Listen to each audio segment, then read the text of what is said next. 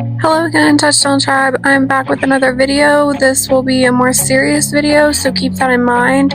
I debated on covering this difficult story because it is a very impactful story to tell, and I want this to carry weight so that awareness can be brought around the subject. So with all that being said, I hope y'all listen to every word carefully and process this information, because I want there to be a respectful discussion in the comment section around this, because this is my ultimate goal with the video, to bring awareness. So with all that being said, let's get into the video. So I mentioned in my recent Kyron Lacey YouTube short that this news has sparked outrage and calls for reforms on how athletes are treated during investigation. Many might assume that athletes get special treatment during investigations, but I'm going to show you that's not always the case. One coach who has advocated for how athletes are treated during investigations and put on trial by the media is former Alabama head coach Nick Saban. This video I'm about to play is from 2016, in which Nick Saban has a heated exchange with Paul Finebaum. This video came to my mind as soon as I seen the new information released on Kyron Lacey. Where do you sit on Cam Robinson after his arrest in May? Well, after looking at the case, we found out that there were a lot of circumstances around this case, as the prosecutor did in choosing not to charge these guys, that I can't really discuss here right now, but Nick Saban stated that after looking at the case of the former Alabama offensive tackle Cam Robinson, he found out there were a lot of circumstances around the case, as the prosecutor did as well, in choosing not to bring charges on the four involved.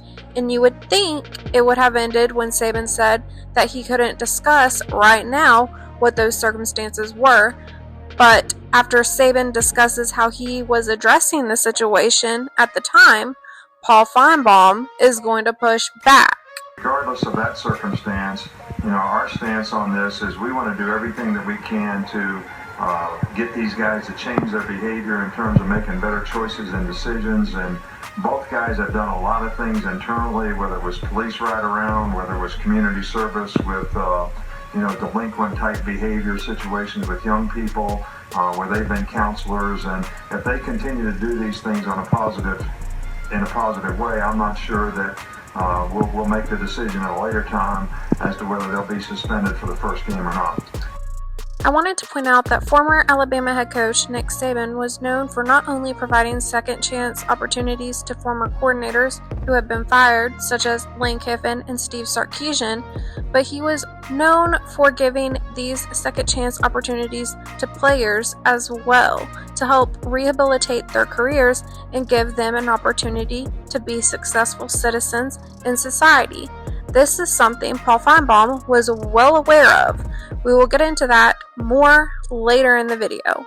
Coach, to a lot of people, that's a very bad look for your program, that you're working out internally but not suspending them publicly for an important game against Southern Cal. How do you answer those critics? Well, I don't really care to answer the critics, because I'm going to do what's right for the players. Now, I don't know if this was a ridiculous question Paul Finebaum thought to ask all on his own, or if someone was in his ear telling him to ask this question, but like I said earlier, Paul Finebaum was well aware Saban was the type of coach to do what he thought was best for the players to be successful in life. And we'll get into that more later in the video, because Nick Saban is going to set Paul Finebaum straight right here in this next clip.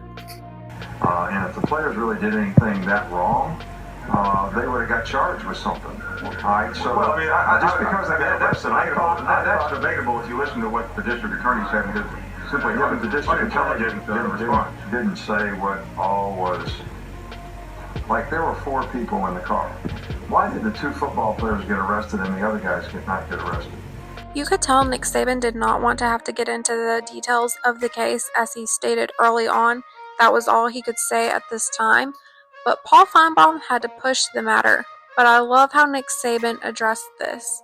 He questioned the investigation, asking, why is it that out of the 4 in the vehicle, only the 2 football players were arrested? I hope this allowed viewers to see it from a different perspective versus just taking the district attorney's word as gospel, which is what I believe Paul Finebaum did.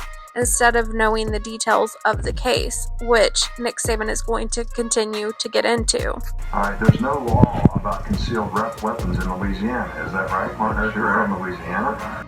Saban continued to get into more details with how the investigation was conducted. He educated Paul Feinbaum and invited his former LSU player, Marcus Spears, into the conversation, as he is from Louisiana and played for LSU and has familiarity with the state laws, asking, "There's no law on having a concealed weapons in Louisiana."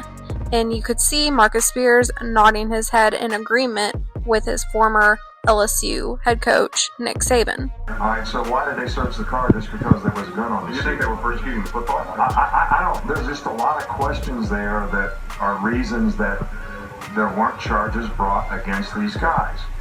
It's like Nick Saban had said earlier, if these guys really had done anything that bad, they would have been charged with something, which I think should have ended the discussion from the start. But Saban continued to question the investigation, asking why did they search just because there was a weapon on scene, to which Paul Feinbaum interrupts, asking the question if he thought the two were persecuted just because they were football players. I'm not sure if this was a condescending question from Feinbaum, but let's not act like it's impossible for athletes to be persecuted in investigations. We don't know if these athletes are dealing with officers who are jealous of their success, have a team rivalry, are into sports gambling, and want to see an athlete put out of the game. You just never know. But I do know for sure there have been plenty of incidents where athletes were dealt with questionable officers. Pro golfer Scottie Scheffler in 2024, the incident was widely criticized for appearing excessive, and all charges against Scheffler were later dropped, and the officer who initiated the arrest was disciplined for not activating his body camera, which violated department policy. Again, in 2024, Tyreek Hill was involved in a similar incident, and the officer's actions were widely criticized as unnecessary escalation of force. Charges were later dismissed after the officers failed to appear in court. Kyron Lacey, 2024, dealt with a questionable investigation, and new evidence points to significant inconsistencies in the Louisiana State Police investigation. Saban carefully responded to Feinbaum's question, saying, "I just think there were a lot of reasons as to why the district attorney didn't bring forth charges." This next part from Saban is my favorite. All right, but you're innocent until proven guilty in this country, regardless of whether you get convicted in the media or not, which is what you're doing to these lawyers. You think they get it? This is what Kyron Lacey had a right to. He had a right to have a fair investigation. He had a right to be innocent until proven guilty, but he had little support. Many convicted him in the media before he even had a trial, like they've done many other athletes, such as Cam Robinson. Kyron Lacey deserved to have a coach like Nick Saban, who presumed his innocence and looked at the details of the investigation, not allowing officers or district attorneys to mislead just because they want a conviction. Someone who would advocate for his rights to the media, as Nick Saban did for Cam Robinson. Let's continue with what else Nick Saban had to say. Asking you why you were not going to suspend Cam Robinson for the Because I'm not going to convict him in the public. And you said that I was going to get criticized by you and the public and the media because I'm not going to suspend him. And I don't really care about that. It's the end of the conversation. Fair enough. I love Nick Saban's passion in this. He did not care. He was going to do what he thought was best for his players, and he was going all out defending Cam Robinson. I love when he calls out Paul Feinbaum for saying he was going to get criticized by the public and the media for how he was choosing to handle the situation as a coach. But he wasn't going to convict Robinson, and Saban did not care what anyone thought. I can only wonder if Kyron Lacey had this type of support, could things have turned out differently? But let's continue with this next video, because I stated earlier, Paul Feinbaum knew Saban was the type of coach to give second chances. Adamant about offering second chances despite blazing criticism. There it is. Paul Feinbaum, in his own words, about Saban being adamant about giving second chances. Now, in Kyron Lacey's situation, he didn't even need a second chance, because based off the new information released, he did nothing wrong. He was a victim of a bad investigation similar to Cam Robinson. Kyron Lacey, again, just deserved a fair investigation, not to be put on trial by the public and media, and more support. Now, I'm not saying every player is innocent. because you will see there are some players who do wrong and get provided second chances but still can't get it right, as you will see in this next clip. It caught up to him with defensive lineman Jonathan Taylor, who Saban had signed but then released following a domestic violence accusation at Alabama. Taylor had been dismissed by Georgia after a domestic violence arrest. Now, I'm not sure what Jonathan Taylor ended up pleading guilty to, because I do know that the victim later recanted her statement, so that charge ended up getting dropped. I believe Jonathan Taylor went on to play for Southern Louisiana and stated he was going to succeed because he was going to give his all to his education and team. He also said, "People who have never met me may think that they know me, but I don't think they do know what I have and have not done and who I am." But Saban caught significant heat for trying to have a positive impact on Jonathan Taylor's life, which ultimately didn't end up working out, but Taylor said he appreciated Saban's comments at the time, which you are about to hear in this next clip. Do you feel like you made a mistake in offering Jonathan Taylor another chance here? No, I'm not sorry for giving him an opportunity. I'm sorry for the way things worked out. I'm not apologizing for the opportunity that we gave him. This is something that gets me heated. Even if athletes make a mistake, who is the media or public to try to dictate if athletes deserve another opportunity or not? If they did mess up, I'd rather see athletes make something out of a second chance and set an example. Even when you mess up, it's not the end. There is kind people like Nick Saban in the world that want to see you succeed, who will defend you and not apologize even if it doesn't end up working out. Paul Finebaum, I know, is just most likely doing his job as a sportscaster, but you do have control to do what's morally right. Finebaum gets me upset in this next part because I just get the perception he does not like giving athletes any type of grace. Maybe that's changed over the years, I'm not sure, but this next part is another exchange between Finebaum and Saban, similar to the Cam Robinson one. Some described your press conference afterwards as one of the lowest moments of your career at Alabama. I don't feel that way at all, and I'm not sitting here trying to change anything in my press conference. You know, when I say I'm not going to apologize for giving a guy an opportunity, that's what we do as coaches, all right? Now, you say it was one of the lowest things, but I've had about 50 families sit on the couch in my office saying, "I really appreciate the way you took up for that guy." Saban put Finebaum in his place once again here. Saban pointed out how Finebaum and the media might criticize him for giving players opportunities, but the families of an athlete are thanking him for providing another opportunity other coaches might not have offered. I'm glad he stood on business and made no apologies once again about giving players a second chance. This is what coaches should do. They should take up for their players because they are innocent until proven guilty, and even if they do wrong, are deserving of compassion and an opportunity to redeem themselves. Sadly, I think the court of public opinion and the media is impacting how coaches handle issues. But this next part shows the good that comes from giving athletes a second chance, as Saban has done here. One of those guys was Muhsin Muhammad, who in 1995 had a breakout season as a wide receiver at Michigan State. That wouldn't have happened if Saban didn't look past Muhammad's previous gun and drug arrest. The drug arrest Paul Finebaum is referring to here was a marijuana charge in 1993. While a student at MSU, Muhammad was charged with possession of marijuana and sentenced to probation.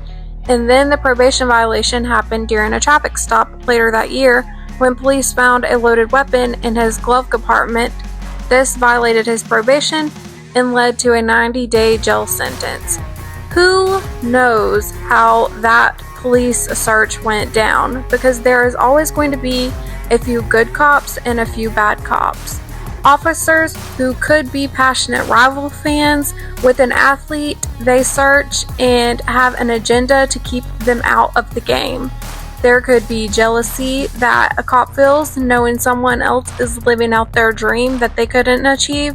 You just never know who you are dealing with, and it's naive to believe everyone has good intentions. Why do you think he gave you a second chance? I don't know why he gave me a second chance. I fit the profile of a very, very bad person. And, you know, what society tells us about, you know, young black males that get in trouble. This part breaks my heart, but I hope you heard Muhammad's words. I don't know why Sabin gave me a second chance. I fit the profile of a very, very bad person. And you know what society tells us about young black males that get in trouble. My mind goes back to Kyren Lacy here. I wonder if Lacy felt his NFL dreams were going to slip away. He already had the NFL decline him from the NFL Combine because of the ongoing legal troubles at the time. Before the recent news revealed from video evidence, he did not cause the accident, and an officer had coached a witness on what to write in a statement. I wonder if he felt because of what society tells us about young black males who get in trouble, he had no hope and might as well give up, since the investigation, media, and public was not on his side at the time. If someone stood up for him and gave him a chance and took a closer look into the case, things might have worked out differently. I'm glad in Muhammad's situation, it did. Regardless of whether athletes are guilty or not, some are deserving of opportunities because they could end up like Muhammad in this next part. He made a judgment call. They're not always right judgment calls, right? But in my case, it was the right judgment call. Muhammad went on to have a 14-year NFL career, twice going to the Pro Bowl. Today, Man, I definitely want to see a couple more locations in Charlotte, you know. he has several business ventures and a number of charitable youth foundations in Charlotte, North Carolina. Nick Saban spoke about Muhammad to the media during his time at Alabama and used him as an example. Listen to Saban's fiery speech to the media here. Everybody was killing the guy because he got in trouble and said there's no way he should be on our team. I didn't kick him off the team. I suspended him. I made him do stuff. He graduated from Michigan State. He played 15 years in the league. All right, he's a president of a company now. And he has 7 children, and his oldest daughter goes to Princeton. So who was right? I feel strong about this now, really strong. All right, about all the criticism out there of every guy that's 19 years old that makes a mistake, and you all kill him. And then some people won't stand up for him. So my question to you is, where do you want him to be? You want to condemn him to a life sentence? Or do you want the guy to have his children going to Princeton? When Saban said, and some people won't stand up for them, again, my mind goes back to Kyren Lacy.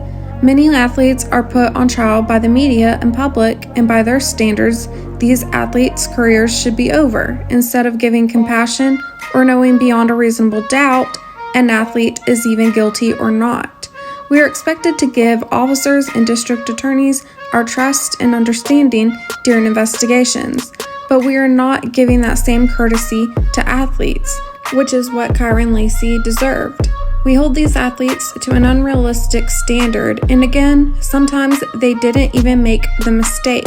They are victims of bad investigations, like Kyren Lacy's case. If you could, I'll just have you write exactly what you saw. Just make sure to include, where you were. I don't even know what the name of that highway. It's Highway 20. Highway 20.